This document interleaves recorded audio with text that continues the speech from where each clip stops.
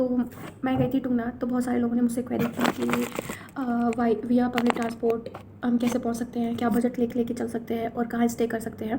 तो अगर आप उत्तर प्रदेश से जा रहे हैं तो सबसे पहले आपको पहुंचना होगा हरिद्वार या ऋषिकेश। वहाँ से ही आपको बसेस मिलेंगी रुद्रप्रयाग या ऊखीमठ के लिए। चौपता जो जहाँ पर टूंगनाथ स्थित है वहाँ पर डायरेक्ट जाने की कोई बसेस नहीं है, तो आपको सबसे पहले ऊखीमठ से बस लेनी पड़ेगी, जो कि वहाँ से सुबह रोडवेज बसेस चलती हैं 4 से 5, 5 से 6 और 6 से 7। अदरवाइज़ उसके बाद आपको प्राइवेट बसेस मिलेंगी जो आपसे थोड़ा एक्स्ट्रा चार्ज करेंगी और एक्स्ट्रा टाइम में पहुंचाएंगी। जो आपको 1 घंटा जो प्राइवेट बसेस होती है वो 1 घंटा रुद्रप्रयाग में रुकती हैं।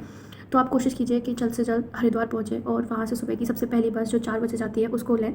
और मोस्टली अगर आप जाना चाहते हैं तो ये कोशिश कीजिए कि रुद्रप्रयाग का स्टॉप ना लेकर आप सीधे ऊखीमठ का स्टॉप लें, क्योंकि आपको रुद्रप्रयाग से ऊखीमठ जाने के लिए शेयर टैक्सी या फिर प्राइवेट टैक्सी बुक करनी पड़ेगी। वो डिपेंड करेगा सीज़न पर कि आपको शेयर टैक्सी मिल रही है कि नहीं। जो शेयर टैक्सी रुद्रप्रयाग से ऊखीमठ का चार्ज करती है वो करीब आपको 400 से 500 या 800 रुपये भी पे करने पड़ सकते हैं। और अदरवाइज़ अगर आप बुक करते हैं तो 1500 से 2000 की शेयर टैक्सी ही आपकी हो जाएगी। तो आप कोशिश कीजिए कि डायरेक्ट आपको बस ऊखीमठ की मिले। देन हमने हरिद्वार से बस ली थी, हमने अलीगढ़ से बस ली थी हरिद्वार के लिए, जो हमको हरिद्वार में छोड़ा उसने। उसके बाद हम वहाँ 9 बजे करीब पहुँचे, क्योंकि बीच में हमारा पोपट कट गया था।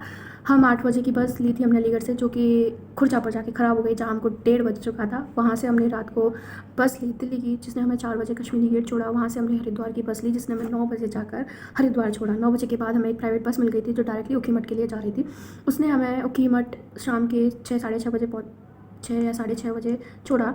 आप इतना ध्यान रखिए, आप हरिद्वार से जाते हैं ऊखीमठ तो 10 घंटे तो अप्रॉक्सीमेटली मान के चलिए, और आपको ये 10 घंटे पता नहीं चलेंगे अगर आप मॉर्निंग के टाइम जर्नी कर रहे हैं तो, क्योंकि इतना खूबसूरत नज़ारे होते हैं वहाँ पे देखने के लिए। साथ में नदी बह रही है, पहाड़ चल रहे हैं, बहुत खूबसूरत होता है वो।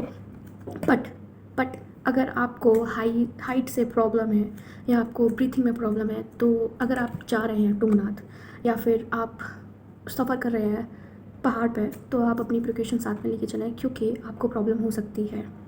और कोशिश करें कि हल्के से हल्का खाकर चलें, क्योंकि जब बस टर्न लेती है तो उस टाइम आपको फील हो सकता है, नोज़िया फीलिंग्स हो सकती है या आपको चक्कर आ सकते हैं। तो प्लीज़ अपनी प्रिकॉशंस जो है अपने साथ लेकर ही चलें। देन हम लोग ऊखीमठ पहुँचे। वहाँ पे ये रहता है कि अगर आप ऊखीमठ जाते हैं या पब्लिक ट्रांसपोर्ट या खुद के ट्रांसपोर्ट से, आपको वहाँ रुकना ही पड़ेगा, क्योंकि अगर आप चौपटा रुकते हैं तो वहाँ पर जो इलेक्ट्रिसिटी है वो सप्लाई नहीं है, वो इतना डेवलपमेंट एरिया नहीं है। वहाँ पे आपको कैंप मिलेंगे जहाँ पे इलेक्ट्रिसिटी की प्रॉब्लम बहुत रहेगी। आप ध्यान रखें कि अपने साथ एक पावर बैंक लेकर ज़रूर ही चलें, क्योंकि आपका जो फ़ोन है वो इतने लॉन्ग टाइम तक चार्ज नहीं रह सकता है। और लकली अगर आपको हरिद्वार तक ट्रेन बुक मिलती है तो ये बहुत अच्छी बात है, बट हमें ट्रेन नहीं बुक मिली थी, सारी की सारी ट्रेन वेटिंग में थी। तो जैसे ही आप ऊखीमठ पहुँचे, आप ड्राइवर को बोले कि ओमकेश्वर महादेव मंदिर के रास्ते पर रोकें, वहाँ पे बहुत सारे होम स्टे हैं, आप वहाँ पे होम स्टे ले सकते हैं। और मंदिर के रास्ते जाकर वहाँ पे भी होटल है। अगर आप ऑफ सीज़न जाते हैं तो आपको जो रूम के चार्जेस हैं बहुत ही चीपेस्ट प्राइस में अवेलेबल मिलेंगे। हमको मिले थे 800, और हम जब यहाँ से गए थे तो हमें 800 का एक होम स्टे मिला था जहाँ हम रुके थे, और उनके पास खाने पीने की व्यवस्था होती है। बट वहाँ पर थोड़ा डिफरेंट कल्चर ये है कि वहाँ पर जो खाना होता है वो डे के अकॉर्डिंग होता है। जो सब्जियाँ बनती हैं वो डे के अकॉर्डिंग फ़िक्स होती हैं। अगर आपको अलग से बनवानी है तो कुछ लोग बना देते हैं और कुछ लोग नहीं बनाते हैं। तो उसके बाद ऊखीमठ में आप पहुंच चुके हैं। ऊखीमठ के बाद आगे क्या करना है, ऊखीमठ से आप बस स्टैंड पे जाइए, वहाँ से शेयर टैक्सी लीजिए। शेयर टैक्सी जो होती है वो चार्ज करती है 200 से 300 रुपये। अदरवाइज़ अगर आप टैक्सी बुक करते हैं तो 1500 से 2000 रुपये चार्ज कर सकती है, और उससे ज़्यादा भी चार्ज कर सकती है अगर आप इन सीज़न जाते हैं तो, क्योंकि जो चोपता का पूरा वे होता है वो पूरा बर्फ़ से ढक चुका होता है। इसलिए जो टैक्सी वाले होते हैं वो एक्स्ट्रा चार्ज भी कर सकते हैं आपसे, बट कोशिश कीजिए कि आपको शेयर टैक्सी ही मिले। हम ऑफ सीज़न गए थे, हमें शेयर टैक्सी नहीं मिली थी क्योंकि लोग इतने अवेलेबल नहीं थे। तो हमने एक टैक्सी बुक की थी जो 15,000 का, उसने हमसे 1500 का चार्ज किया था। जहाँ हम पहुँचे थे सुबह के टाइम 7 बजे, 2 घंटे का रास्ता होता है। सुबह के टाइम 7 बजे हम पहुँच चुके थे चोपता। हमने अपनी चढ़ाई शुरू की। अगर आप चोपता टुंगनाथ की चढ़ाई करना चाहते हैं, तो अगर आप ब्रीथिंग में प्रॉब्लम है तो मैं आपको रिकमेंडेशन करूँगी कि प्लीज़ आप इसकी चढ़ाई ना करें। अगर आप चढ़ने जा रहे हैं तो अपनी प्रिकॉशंस जो है अपने साथ लेकर चलें। अपने साथ पानी की बोतल लेके चलें, अपने साथ खाने की चीज़ें लेके चलें, ज़्यादा हैवी वेट अपने साथ लेके ना चलें। नीचे स्टिक मिलती है, आप स्टिक ज़रूर लें, क्योंकि वो चढ़ाई बहुत ही डिफ़िकल्ट है। तो वहाँ पर आप बिना स्टिक के नहीं चढ़ सकते, आपके नीज़ में पेन हो सकता है। और धीरे धीरे चलें ताकि आपको सांस लेने में प्रॉब्लम ना हो, क्योंकि जैसे जैसे आप ऊपर बढ़ते जाते हैं वैसे वैसे जो आपका ऑक्सीजन लेवल होता जाता है वो डाउन होता जाता है। और जैसे जैसे आप ऊपर बढ़ेंगे आपको जो सुविधाएं हैं वो बिल्कुल बंद हो जाएंगी मिलना। ना आपको पानी मिलेगा वहाँ पर, ना खाने पीने की चीज़ें मिलेंगी। सिर्फ टुंगनाथ तक आपको हर 1-1 किलोमीटर बाद एक हट दिखेगी जहाँ पर आपको कुछ चीज़ें मिल सकती हैं, लेकिन पानी की बोतल वहाँ पर 50 रुपये की मिलेगी। तो अपने साथ अपनी जो एसेसरीज़ हैं वो साथ लेकर ही चलें।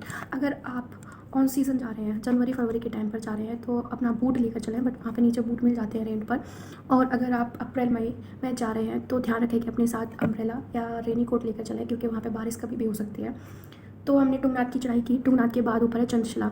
तो अगर आप सीरियसली बोलूँ तो चंद्रशिला बहुत ही ऊंची हाइट पर है। वहाँ पे जो ऑक्सीजन लेवल होता है वो टुंगनाथ से भी डाउन हो जाता है। वहाँ का जो रोड है वो वे है, वो सिंगल वे है। आप उस वे पर सिर्फ सिंगल चल सकते हैं। वो वे बना हुआ नहीं है, पत्थरों से कट कट के, पहाड़ों से कट कट के उसमें बना हुआ है। आप उस पर सिंगल चल सकते हैं अगर आप थोड़े से फिसले, आप सीधे 70,000 फीट नीचे।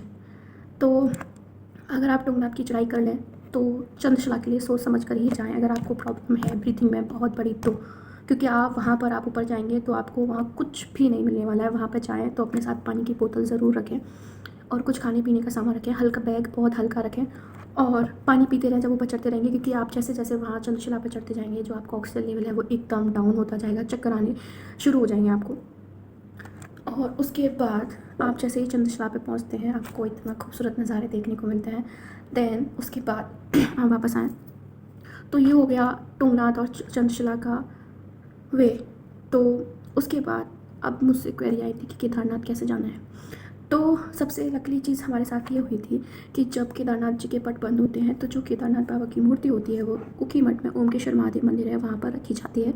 तो जैसे हम ऊपर से वापस आए थे तो जो हमारा होटल था वो हमने चेंज किया था, 600 रुपये में मिल गया था, लेकिन वही प्राइसेस अब अगर आप जाएंगे ऑन सीज़न जाएंगे तो आपको 2000 1500 या ऐसे में मिलेगा। और पॉसिबिलिटी है कि वो आपको बुक ना मिले, क्योंकि हमारे सामने ही वो बुक होना शुरू हो गए थे, उनके पास बुकिंग आना शुरू हो गई थी कि हम लोग आ रहे हैं। 25 26 27 लोगों की बुकिंग हमारे सामने ही हुई थी। तो अगर आप चाह रहे हैं तो बुक करके ही जाएं।